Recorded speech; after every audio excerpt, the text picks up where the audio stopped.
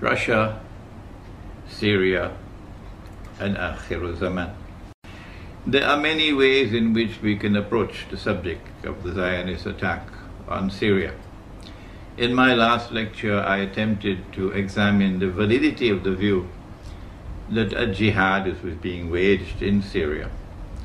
And I used the verses of the Quran to establish that you cannot wage a jihad with assistance from the enemies of Islam, with assistance from those from whom you are prohibited by the Quran from accepting assistance. I use Surah Al-Ma'idah, verse number 51, to point out that the Judeo-Christian alliance, which today is the Zionist Judeo-Christian alliance, which has NATO as its military arm, and Saudi Arabia, and Qatar, and Libya, and Turkey, as able and willing and enthusiastic members of that supporting and that NATO alliance, clients of the Zionist Judeo-Christian alliance, are actively supporting and funding and training people who are going into Syria to wage that so-called jihad. You should not be angry with me. No, when I point out that this cannot be a valid jihad, when support is coming from these people, weapons are coming from these people, financing is coming from the US Congress, openly, from France, from Britain, openly, they're doing it openly. And if you accept that support and that help and those weapons and so on, you cannot be waging a valid jihad. Don't be angry with me, this is facts. These are facts that I mentioned.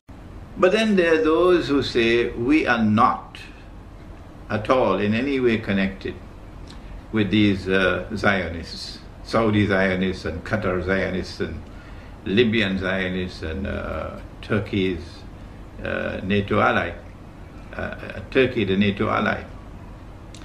We do not accept weapons from them. We do not accept money from them. We do not accept any help from them. Well, I want to suggest to you that a valid jihad cannot be waged alongside an invalid jihad being waged actually by the enemies of Islam. That's not possible. No thinking Muslim will attempt to wage a valid jihad alongside an invalid jihad. What will happen is that as soon as those who have the upper hand in power, and the Quran tells us it's Gog and Magog, they're the ones who control power in the world today. This is my eschatology. If you differ with me and you hold to the view that Gog and Magog have not been released and they're not the ones who control power in the world today, then could you kindly do something? And I'm speaking respectfully, not in any way derogatorily.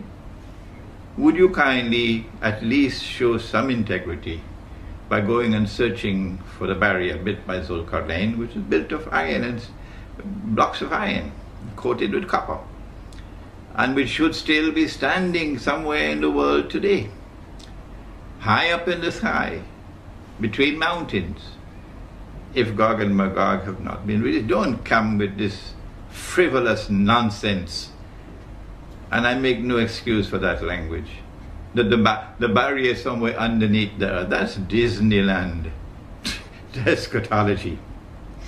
So a valid jihad cannot be waged alongside an invalid jihad. And when those who today are waging the so-called jihad in Syria with money from Saudi Arabia and Qatar and weapons and men from Libya and from Turkey and so on, when they gain the upper hand, and if, God forbid, they were to succeed, and they were to bring down the regime of the Syrian regime, the first thing that they will do, my brothers, is to hunt you down. Those of you who are sincerely struggling to struggle in the way of Allah without in any way being associated with the enemies of Islam, you're going to be hunted down like rabbits. And they will ensure that you are either eliminated or driven out. So before that day should happen, you should understand from an eschatological viewpoint and a theological viewpoint that not only do you not wage a valid jihad alongside an invalid jihad, but secondly, there is no way that those who are the people of Gog and Magog will not overcome those who are opposed to them in the long run until Nabi Isa alayhi salam returns and they are destroyed. They will always have the upper hand because they are a people created by Allah with power so powerful that none but Allah can destroy them. This is Sahih Muslim.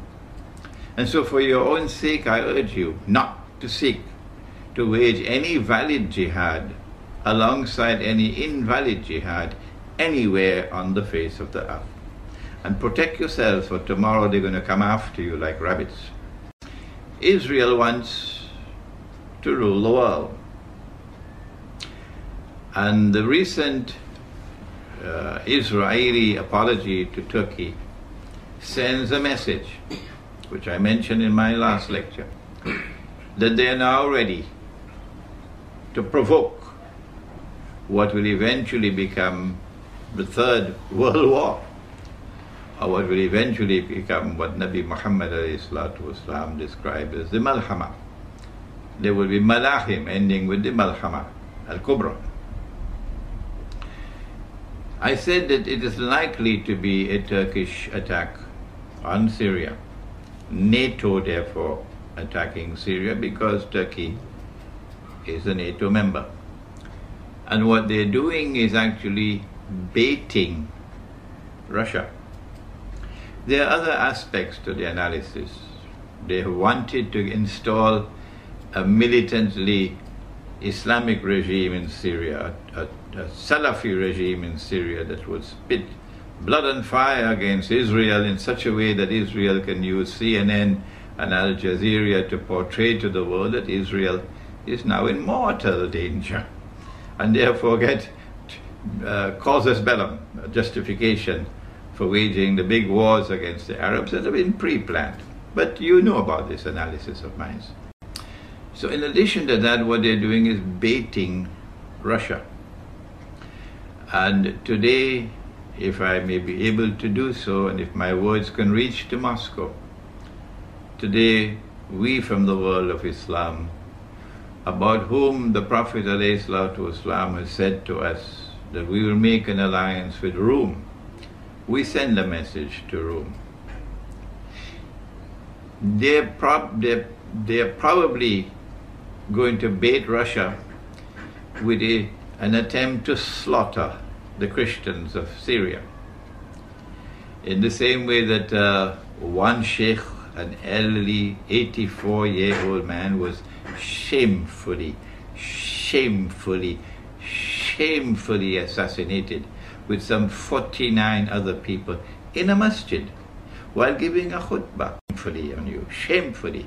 If in your heart there is no regret, if in their heart there is no pain and anger against those who committed this act against that elderly sheikh who was a learned scholar of Islam, I say to you, wait until you go in your grave, and then you will learn to your surprise that you have no Iman at all.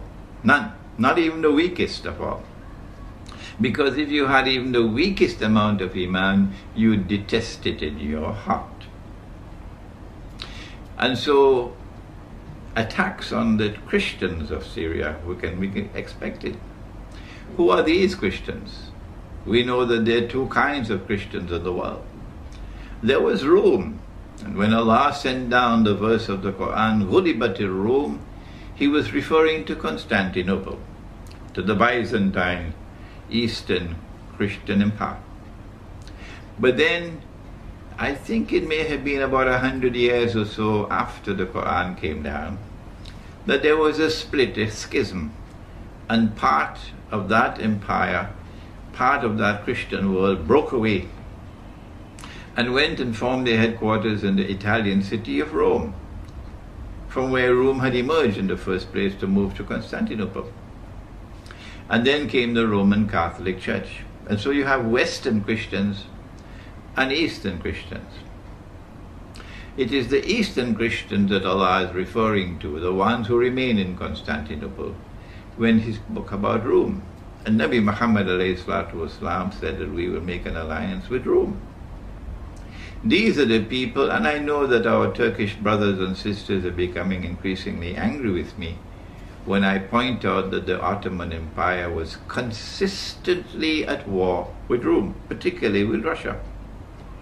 You have to prove to me that in every instance that the Ottomans took up arms against Rome, they were doing so in a manner which conformed with the Sharia of Islam, which prohibits offensive warfare, prohibits aggression, prohibits the use of jihad to expand a territory. Not at all, not in Islam. We never fight except in response to aggression or to remove oppression.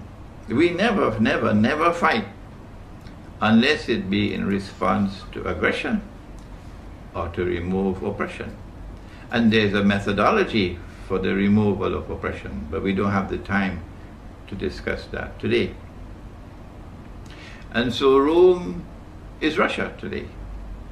And we're going to make an alliance with Rome, said the Prophet ﷺ. Yes, I know that the hadith goes on to say many other things, but it does say, you cannot deny it, that we are going to make an alliance with Rome, and Rome is Russia. If Rome is not Russia, hatu burhanakum. Come on, bring your proofs.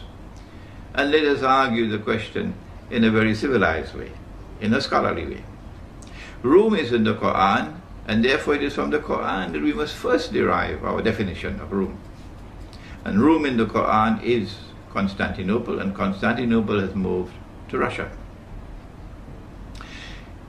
If we are to form an alliance with Rome,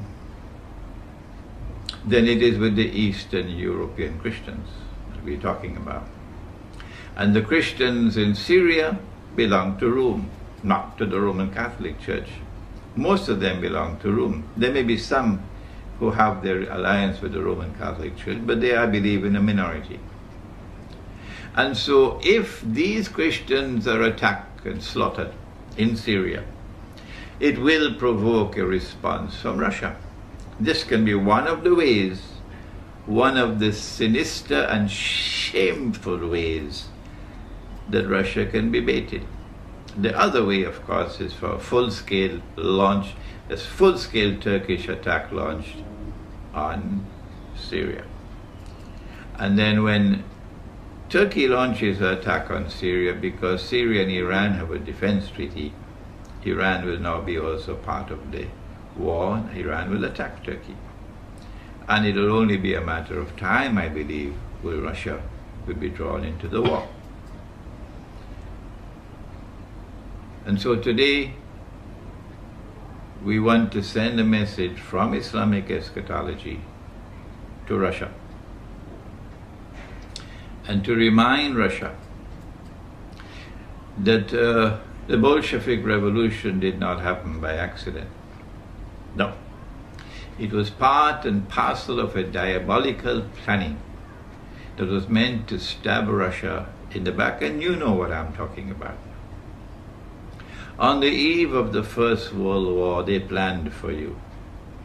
From the front door, Britain and France reached out to Russia for an alliance. Britain and France had already made an alliance. And then when they convinced Russia to join the alliance, it became the Triple Alliance. Or was it called the Triple Entente, I believe. But part and parcel, eventually, of that which was used to bait Russia, to lure Russia into the alliance, was the perception of the Ottoman Empire being on its last legs. The Ottomans had been beaten in the Balkans, and they were now vulnerable because of the loss of the European territories of the Ottoman Empire. Constantinople was vulnerable from a Bulgarian attack, for example.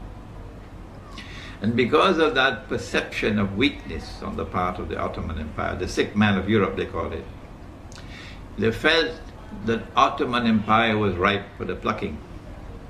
And so they offered Russia, if you will join with us in the alliance, then we will give you Constantinople. We'll allow you to get Constantinople. The whole of Rome had been longing to get back Constantinople since the Ottoman Sultan Muhammad Fatih had conquered Constantinople. And he had added salt to the wound of the loss of the capital city of Rome, Constantinople. He had added salt to that wound in what I declared to be a disgraceful act, and I have no need to change that word at all. I'm fully conscious of what I'm saying. I'm 71 years of age. I have spent my life in the study of Quran and the Hadith, in the pursuit of Islamic knowledge. And so I have some credentials to speak. And it is with full knowledge I say it was a disgraceful act to take Hagia Sophia, the foremost cathedral of Christendom, of Eastern Rome, and transform it into a masjid. Disgraceful. And so that added salt to the wound. It created hatred in Eastern Europe and Russia, eternal hatred for Islam when you did such a thing. It's like a stab in the very heart of Eastern Europe, Rome. This is what they did. And so when Russia was offered Constantinople by Britain and France on the eve of the First World War, the Russians were very pleased to accept that offer. And then the First World War commenced on cue, as though it was pre-planned. In fact, it was pre-planned. When they had offered to you Constantinople through the front door, Russia, are you listening?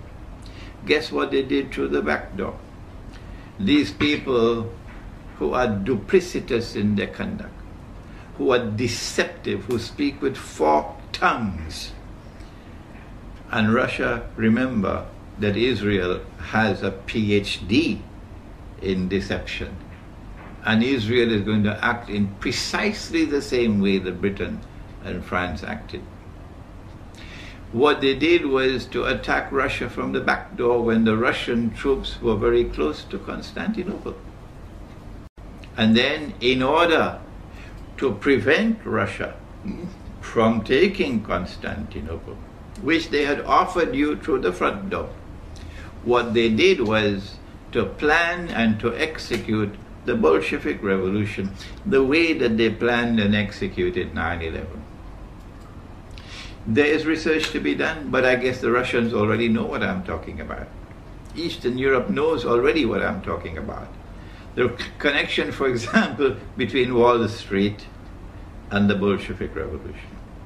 The connection, for example, between the Americans and the Siberian Railway to ensure that the Russian regime would not have the use of the Siberian Railway, and that the Bolsheviks would be able to use the railway to bring in troops and men.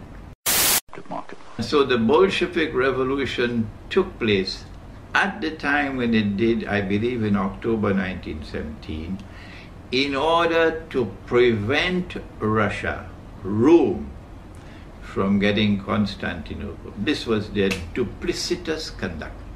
This was the double standards. This was the forked tongue. And Russia, you should beware now, because we are on the verge of another world war. And they will attempt to deceive you one more time. I believe the heart of the deception this time will not be France, will not be England, will not be the United States. It will be Israel. When they brought about the Bolshevik Revolution, they did it not only to prevent Russia from getting Constantinople, but for a second reason as well. The Bolshevik Revolution led in 1922 to the creation of the Soviet Union and to the communist ideology. Communism was not created by a schoolboy. Communism is not schoolboy economics. Not at all. The communist socialist economic theories were very, very, very skillfully constructed. It brought about what may be described as more egalitarianism in the economy. For example, the gap between the rich and the poor was brought down, made so small. The Russians today must be looking back at the days of the Soviet Union with nostalgia, because today in Russia it's gone so high. The rich are so rich and the poor are so poor. The gap is so high. They did it because there was some merit in the communist or socialist ideology. But they had state control of the economy and a dictatorial regime. And it was an atheist regime. And its mission for which it was constructed, was to destroy the Christian foundations of Russian society and of Eastern Christian Europe. And they wanted to do that so that the Western Christian faith would have the upper hand, would dominate. Because the Western Christian faith and the Judeo-Christian alliance always recognized that Rome represented a threat to them. And then look at what happened in the Second World War. Was it an accident that even after Germany had surrendered, they continued the war and then they stopped the war at a certain time? Why did they stop it at that time? Why did they not go forward? The reason why they stopped the war at the time that they did is so that the Soviet Union would have total control over Rome. All of the territories of Eastern Europe, where Rome was located, Eastern Christianity, so that the Soviet Union would continue its oppression of Christianity in that part of the world. And so the Bolshevik Revolution was a stab in the back of Russia. It brought with it certain benefits, but there was poison with it. Like, Al Jazeera. Some things which are very good, but so much of poison. Like, for example, Harun Yahya and all his books. So much of it's so good, but look at what his eschatology teaches you. And so it is very likely we are now on the verge of the big wars. We are at a critical moment in history. And Syria is the center of the chessboard. And it is necessary for the Russian leadership to ensure that they are not deceived. Be careful, be careful, be careful. Because those who you're dealing with have PhDs in deception. One last word. Yes, Syria is the center of the chessboard in Akhir al-Zaman, or the last age. Yes, indeed, we believe that the three main actors of Akhir al-Zaman, or the end time, are eventually all going to be in Damascus at the same time. And so the battle for Damascus is at the heart of Akhir al-Zaman. Imam al-Mahdi will be in the masjid. We mentioned in our last lecture that Nabi Muhammad alayhi salatu wasalam said that the masjid would be barricaded, locked up, the gates, and the Imam will be inside. And that when the prayer is about to start, the Son of Mary will come down from the sky with his hands resting on the wings of two angels, the Son, of the Virgin Mary. Do you remember now? We Muslims, we share with you the view that Mary was a virgin. The Quran says about Mary, she is the highest of all the women in heaven. That's her status. That is what links us both, you and I. Our recognition of the status of Maryam alayhi salam, or Mary. And we and you are the only two people on the face of the earth who believe that Jesus will return, Nabi Isa alayhi salam. There is so much that links us together. We should not be fighting with each other. We should now be cooperating with each other. When Nabi Isa alayhi salam, or Jesus, returns, comes down from the sky, with his hands resting on the wings of two angels, he will come down in that masjid in Damascus, not in Rome, not in Washington, not in London, and not in Jerusalem, in Damascus. And when he comes down, the Imam al-Mahdi will recognize him and say, this is the son of Mary. In just the same way that John the Baptist has said, here he is, this is the man you've been waiting for, this is the Messiah. And so history will repeat itself. The divine plan is that of positive recognition. Firstly, through John the Baptist, Nabi Yahya alayhi salam, and now for the second time with Imam al-Mahdi. And the Imam will ask Jesus alayhi salam to lead the prayer. And he will say, no, the people have appointed you as Imam or prayer leader, so you lead the prayer. And after the prayer is over, he will say, open the gates. Meaning that the masjid or the house of Allah is barricaded, blocked with gates, which is a taste of things to come. They have already assassinated one Sheikh, Sheikh Muhammad Saeed Ramadan al-Bhuti rahimahullah. Shame on you, shame on you, shame on you for what you did to him. And may Allah grant him the highest heaven, Jannatul Firdaus. Ameen. He is Shaheed, and those who kill him are going to be in the hellfire, because this is not Islam. This is not Islam. And we've just got the report that they beheaded another one and dragged his body through the streets. I do not know as yet if this is a correct report, but it came from the Iranian Press TV, I think it's called. Just came in. If this is also true, then shame on them, shame on them, shame on them. And so the masajid are going to be barricaded now, because these people have a thirst for blood in them that they will do anything. They're getting into a frenzy now. I don't know whether they're going to come after me as well.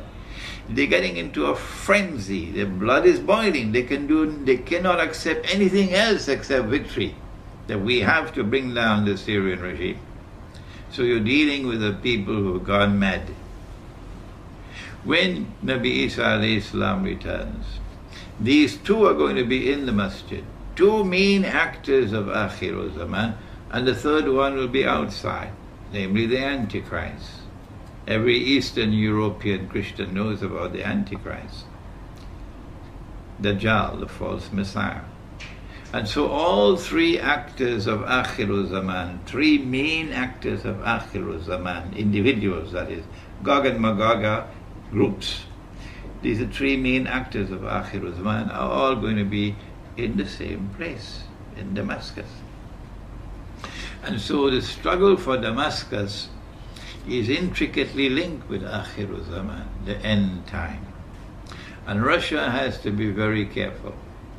I mentioned in my last lecture that there is a methodology for the study of the Quran which allows us to recognize multiple meanings for the Quran.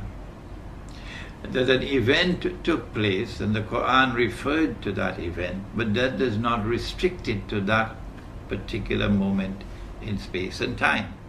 That the Quran can have other applications as well. And I pointed out to you the verse in which Ibrahim alayhi salam, or Father Abraham, was commanded to sacrifice his son, his only son. At that time, only Ismail alayhi salam was his son. Nabi Ishaq alayhi salam was born later. But that's a difference between us and you, which we attribute to the changes which took place in the Torah. I have a book entitled The Religion of Abraham and the State of Israel, a view from the Quran, in which I have offered a Quranic explanation of these problems that exist between us. It is at that time when Nabi Isa alayhi salam returns and the attack takes place, that we will see forces unleashed which will take us to the end time. Russia has to be very careful, because if an attack takes place on Syria and Russia is lured into the war, our understanding of the Quran is that the verse of the Quran which is located in Surah Al-Rum, or the surah which is named after the Eastern Orthodox Christians, which begins with the verse Gulibatir Rum, Rome has been defeated, but then goes on to say وَهُمْ مِنْ بَعْدِ غَلَبِهِمْ سَيَغْلِبُونَ. I mentioned in my last lecture that this actually took place at that time while the Prophet Muhammad ﷺ was alive. The Rome was defeated, and then within bid'a sinin, 3 to 9 years, Rome overcame the Persian Empire and emerged victorious. And I suggested that this is going to be repeated in the end time, that when Russia is baited into this war, which is coming, which is around the corner, while so many of the scholars of Islam are either asleep or drinking Tetari, I don't know why, they will not comment on contemporary affairs using the Quran and the Sunnah. I don't know why. When Russia is baited into this war, and the Russians are ready and willing, when President Vladimir Putin was flying back from the conference in Durban, at 3 o'clock in the morning he gave the order for a naval exercise in the Black Sea. 3 o'clock in the morning. And Russia is going to be lured into the war. And we are standing at the doorstep now of that great war, which is going to lead to many other wars. The message we have to send to you today, if our interpretation of the Quran is correct, is that you should not be dismayed by any initial setback or defeat, but that if we are correct, that you will eventually overcome the NATO forces. And that victory will come at the time when you join with us in that alliance, and that alliance conquers Constantinople. This is what Prophet Muhammad has prophesied, Allah's blessings be upon him. He has prophesied that we will conquer Constantinople. It is time for Turkish Muslims to listen to me dispassionately. Put aside all your nationalist fervor and listen with thinking intact, that the conquest of Constantinople prophesied by Nabi Muhammad ﷺ has not as yet taken place. It is still to come. And at that time when it comes, and every Turkish Muslim who despises Turkish membership in NATO, which despises Turkish military alliance with Israel, which despises Turkish economic ties with Israel, where we were buying so many weapons from Israel. You despise that, and you are opposed to Zionism. Every Turkish Muslim will on that day join in the army, about which the Prophet said, لَتَفْتَحَنَّ الْقُنْسْتَنْتِنِيَّةَ, you'll most certainly conquer Constantinople. وَلَنِعْمَ الْأَمِيرُ آمِرُهَا, and what a wonderful Amir or commander that will be. وَلَنِعْمَ الْجَيْشُ ذَلِكَ الْجَيْشُ, and what a wonderful army that would be, of which he will be the commander, which will conquer Constantinople. Not only would the Turkish Muslims be members of that armed force which will conquer Constantinople, those Turkish Muslims which despise NATO, but the whole world of Kurd, the Kurdish people who have been oppressed, those Kurds who have been oppressed and who still, like Salahuddin Ayyubi, have the love of Islam in their hearts. All of them are going to be part of that army, and we'll jointly struggle to liberate Constantinople. The liberation of Constantinople is part and parcel of the grand scenario which will witness Rome being victorious over its enemies. And the victory of Rome spells the end of Israel. And so we end our talk on Syria, Russia, and Akhir Zaman, pointing out that this is not the whole story, but we'll reveal it, or we'll analyze it bit by bit in the days and months, the weeks ahead, inshallah. We hope and pray that you will now go to the website where the whole lecture is going to be placed, and that you will carefully consider the comments that you make, that you'll make scholarly comments, well thought out comments, so that you'll add to the intellectual richness of the discourse, and that you will ask questions not frivolously but seriously, and that we'll be able to delete all the frivolity and all the obscenity and vulgarity. وَنَعُوذُ بِاللَّهِ مِنْهُ. And that, inshallah, I promise you that I will from time to time intervene in the discussion to respond to comments being made, to respond to those who differ with me, and I always benefit from those who differ with me. I never seek to stamp out opinions that are different from mine. Not at all. That's not my way of scholarship. And I will also attempt, inshallah, to try to answer your questions. And may Allah bless you all. Assalamu alaikum wa rahmatullahi wa barakatuh.